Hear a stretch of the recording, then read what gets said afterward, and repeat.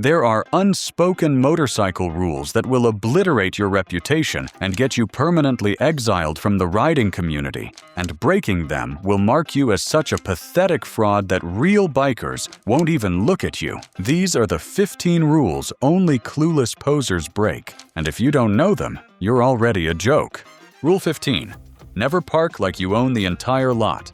You roll up to a motorcycle gathering like you're the CEO of Harley-Davidson, arriving at your personal board meeting, then proceed to park your single bike across enough real estate to house a small village. Your machine suddenly transforms into a precious museum artifact, requiring a protective moat of empty asphalt, as if other motorcycles might contaminate it with their peasant presence.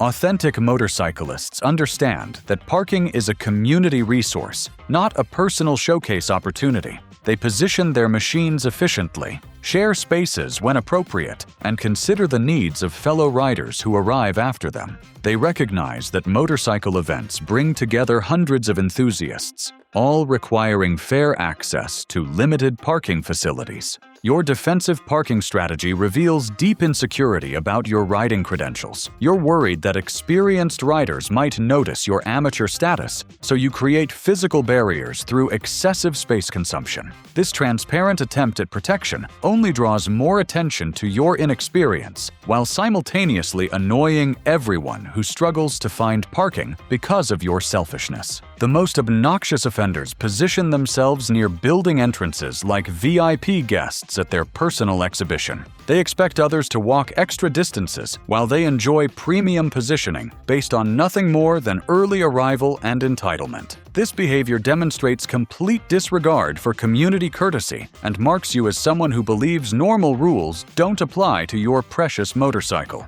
Think your parking skills are bad? Wait until you hear about the next rule that makes car alarms sound like lullabies. Rule 14.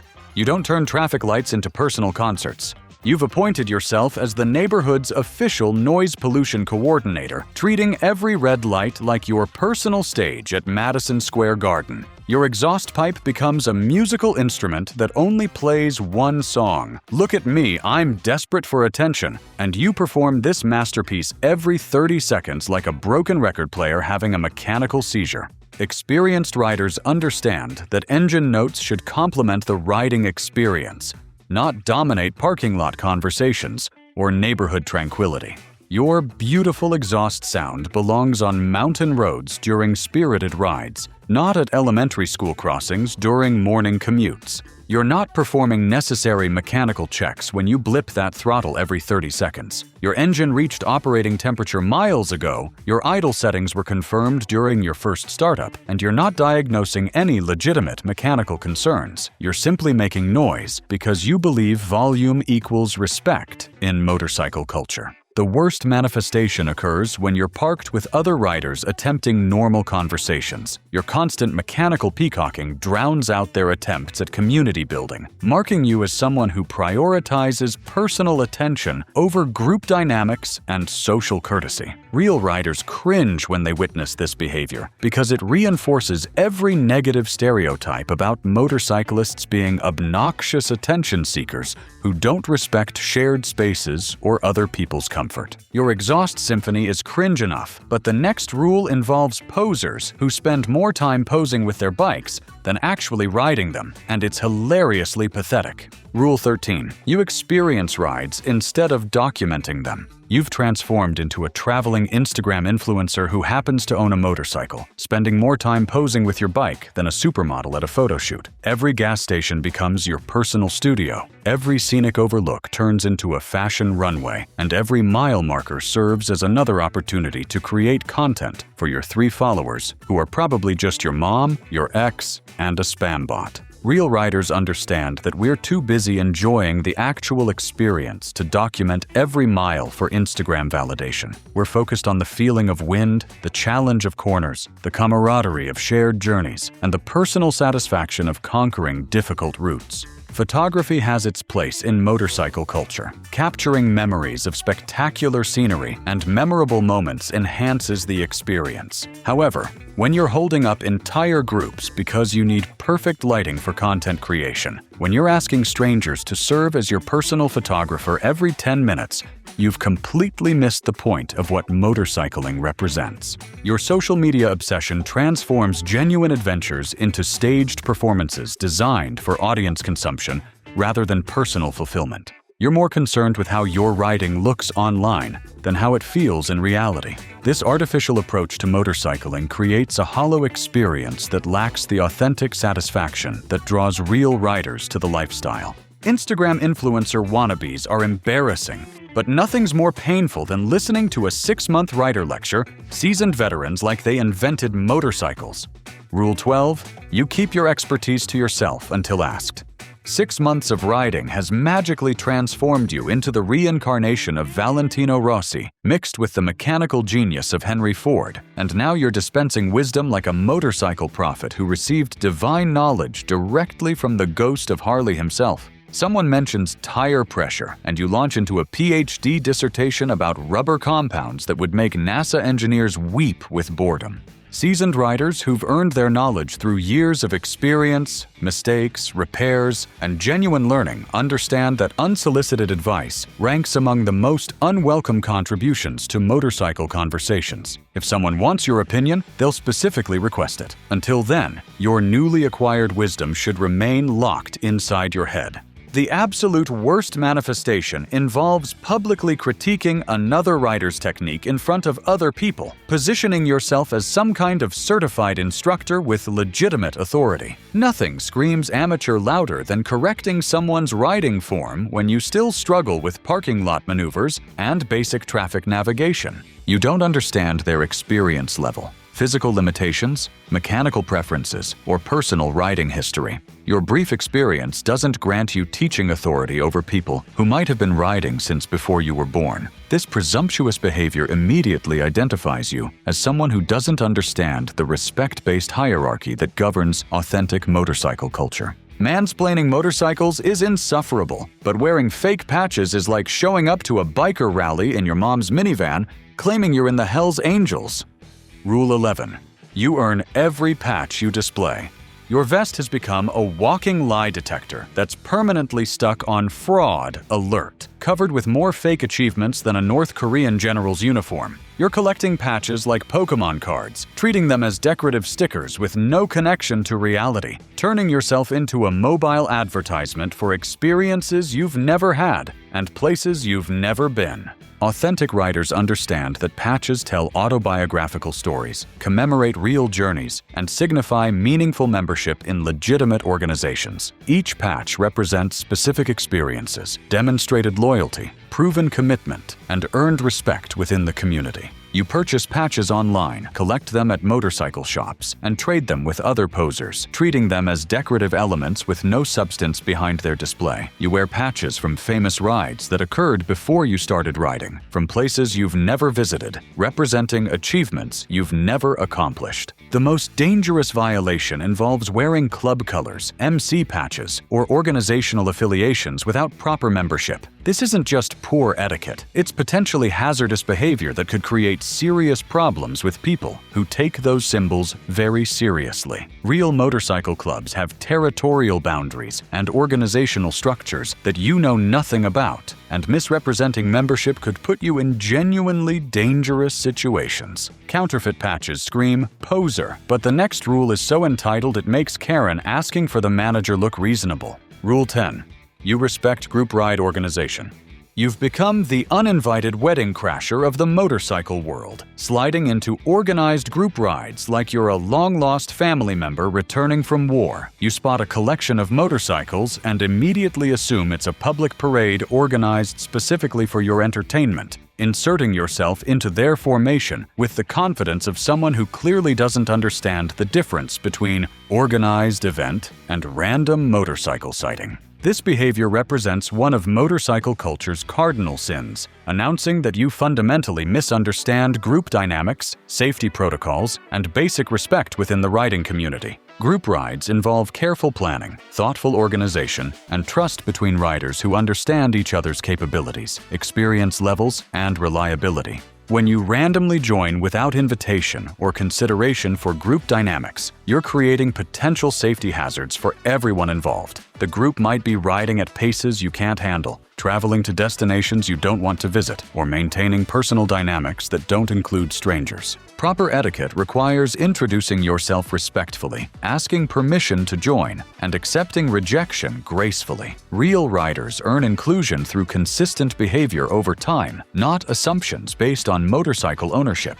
Your uninvited participation disrupts carefully planned formations and forces everyone to adjust their riding to accommodate an unknown variable with unpredictable skills and judgment. Crashing group rides uninvited is bold stupidity, but this next rule involves crossing a line so sacred that violating it has started actual fistfights in parking lots. Rule 9. You respect other people's property absolutely. You've transformed into a motorcycle museum visitor who missed the "do not touch" signs, treating every custom bike like your personal hands-on science experiment. Someone's $30,000 custom build becomes your interactive playground, and you're poking, prodding, and fondling their pride and joy like a toddler discovering a new toy at daycare. Motorcycles represent thousands of dollars in investment, hundreds of hours in customization, countless miles of memories, and a deeply personal expression of owners' personality and preferences. Touching someone's bike without explicit permission violates basic respect and marks you as someone who doesn't understand motorcycle culture or personal boundaries. You don't get to lean against it for photographs, use it as social media props, or treat it like public furniture existing for your convenience. Real riders understand that motorcycles are extensions of their owners' personalities, and disrespecting someone's bike means disrespecting the person. If you want to examine someone's motorcycle, look with your eyes. If you want to ask questions about modifications or specifications, use your words. If you want to compliment their setup or style choices, express appreciation verbally. Keep your hands to yourself unless specifically invited to touch their pride and joy. This boundary respect demonstrates that you understand the personal nature of motorcycle ownership and the trust required before someone allows physical interaction with their machine. Touching without permission is asking for trouble, but the next rule involves a question so tactless it makes asking about someone's salary seem polite. Rule 8. You appreciate craftsmanship without pricing it.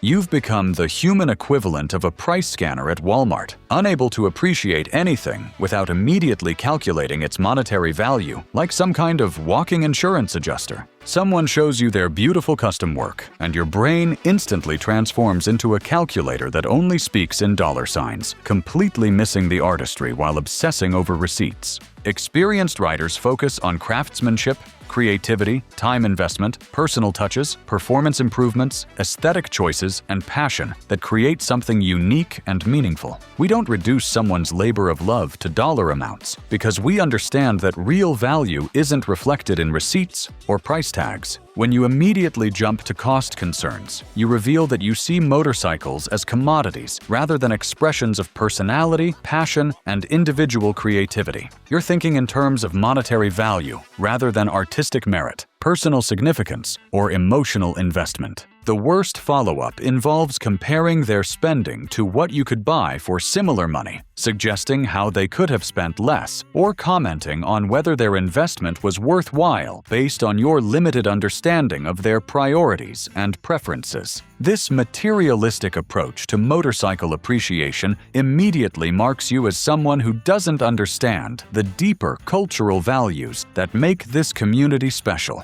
Money talk kills conversations dead, but turning group rides into your personal Fast and Furious audition could literally kill people. Rule 7. You prioritize group safety over personal glory. You've appointed yourself as the star of your own personal Fast and Furious movie, treating group rides like your audition for the next action blockbuster. Every corner becomes your chance to showcase skills you don't possess. Every straight stretch transforms into your personal drag strip, and every other rider becomes an unwilling extra in your dangerous fantasy film. Group rides maintain established paces, agreed-upon routes, safety protocols, and collective responsibility for everyone's well-being. When you ride erratically or unpredictably, you force everyone else to compensate for your poor judgment and selfish behavior. Breaking formation and creating confusion. Your reckless behavior makes the entire group look bad to other motorists and law enforcement who might be observing. You reinforce negative stereotypes about motorcyclists being irresponsible road users who don't respect traffic laws or other people's safety. Authentic riders save heroics, speed runs, technical challenges, and risk-taking for solo rides where poor decisions only affect themselves, or controlled environments like track days with appropriate safety measures in place. Group riding requires discipline, predictability, and constant awareness of how your actions affect everyone around you. Your show-off behavior doesn't demonstrate superior skills. It showcases dangerous selfishness that could result in serious accidents. Show-off stunts endanger lives, but the conversational terrorism coming next makes listening to nails on a chalkboard seem pleasant. Rule 6. You let others share their stories.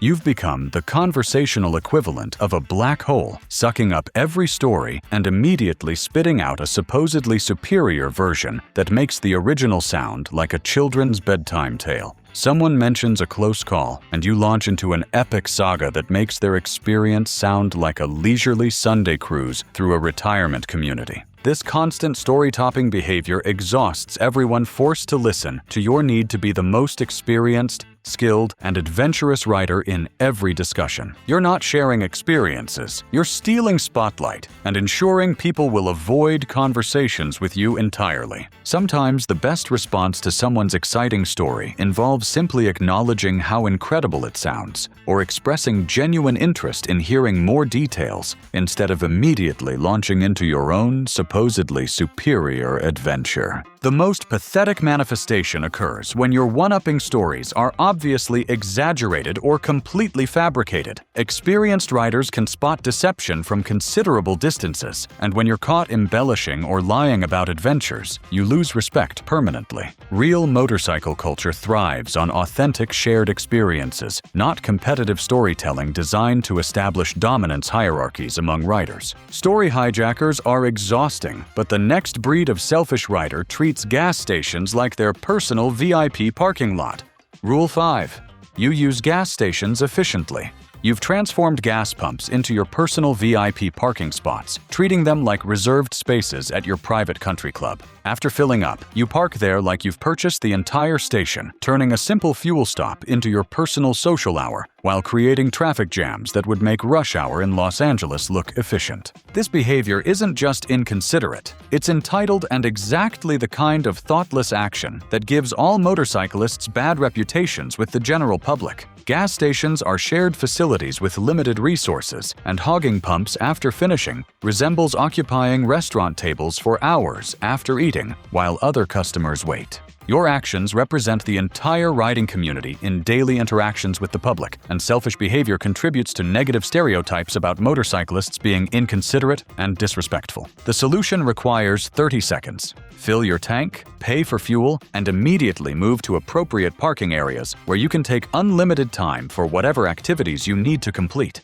This basic courtesy demonstrates that you understand your role as a responsible road user who contributes positively to shared transportation infrastructure rather than creating problems for everyone else. Pump hogs are inconsiderate jerks, but motorcycle snobs who gatekeep the community are destroying it faster than a dropped bike in a parking lot. Rule 4. You welcome all passionate riders.